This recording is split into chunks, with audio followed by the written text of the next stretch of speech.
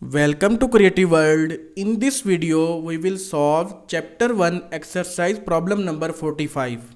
While solving this problem, we will be using electrical power formula, that is the product of voltage and current, and Tellegens theorem. According to Tellegens theorem, power supplied to a network is always equal to power consumed by the elements of that network. And if we add these two power together, their result will be 0.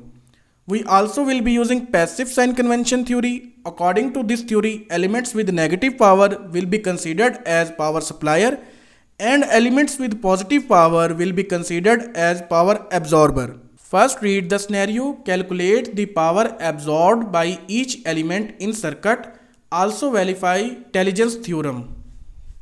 In this circuit, we have to calculate the power of each individual element and then verify Tellegens theorem through these calculated powers. So without wasting time, let's proceed towards the solution. This is the circuit diagram. We have to calculate and identify all supplied and absorbed powers in this circuit. First, we will calculate all elements' powers and then we will use that calculated powers to justify Tellegens theorem. So start calculating power from element 1. Voltage across this element 1 is 5 volt, current through it is 5 ampere. This current is entering from positive terminal and leaving from negative terminal, so this current will be taken with positive sign. Power of element 1 will be 5 multiplied by 5, that is 25 watt. Because of positive sign, this power is being absorbed by element 1. Next is element 2. Voltage across element 2 is 5 volt and current through it is 1 ampere. This current is entering from positive terminal and leaving from negative terminal, so this current will be taken with positive sign. Power of element 2 will be 5 multiplied by 1, that is 5 watt. Because of positive sign, this power is being absorbed by element 2. Next is element 3. Voltage across element 3 is 10 volt and current through it is 4 ampere. This current is entering from positive terminal, so this current will be taken with positive sign. Power of element 3 will be 10 multiplied by 4, that is 40 watt. Because of positive sign, this power is being absorbed by element 3. Next is element 4. Voltage across element 4 is 5 volt and current through it is 3 ampere. This current is entering from negative terminal, so this current will be taken with minus sign. Power of element 4 will be 5 multiplied by minus 3, that is minus 15 watt. Because of minus sign, this power is being supplied through this element 4. Next is element 5. Voltage across element 5 is 10 volt and current through it is 1 ampere. This current is entering from positive terminal, so this current will be taken with positive sign. Power of element 5 will be 10 multiplied by 1, that is 10 watt. Because of positive sign, this power is being absorbed by element 5. Now moving towards the power of sources. There are two voltage sources available in this circuit. For our understanding, we will label these as voltage source 1 and voltage source 2.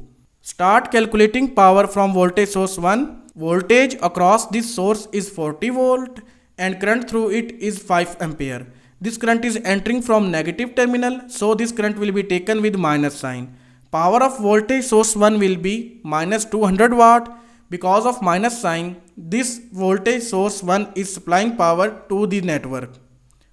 Next is voltage source 2. Voltage across this source is 15 volt and current through it is 1 ampere. This current is entering from positive terminal and leaving from negative terminal, so this current will be taken with positive sign. Power of voltage source 2 will be 15 multiplied by 1, that is 15 watt. Because of positive sign, this voltage source 2 is absorbing power of 15 watt. Last element of the circuit is constant current source. Voltage across this constant current source is 30 volt and current through it is 4 ampere.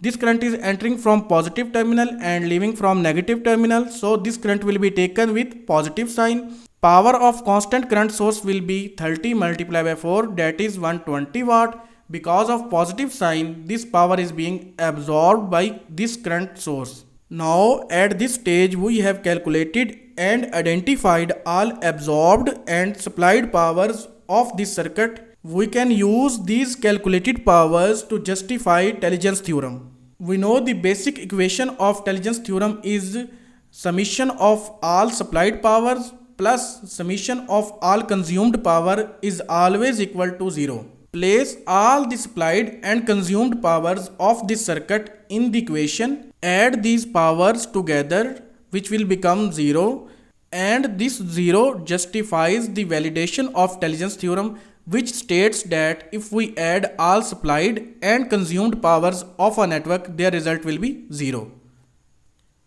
So this was chapter 1 exercise problem number 45. Thank you. See you again in next video.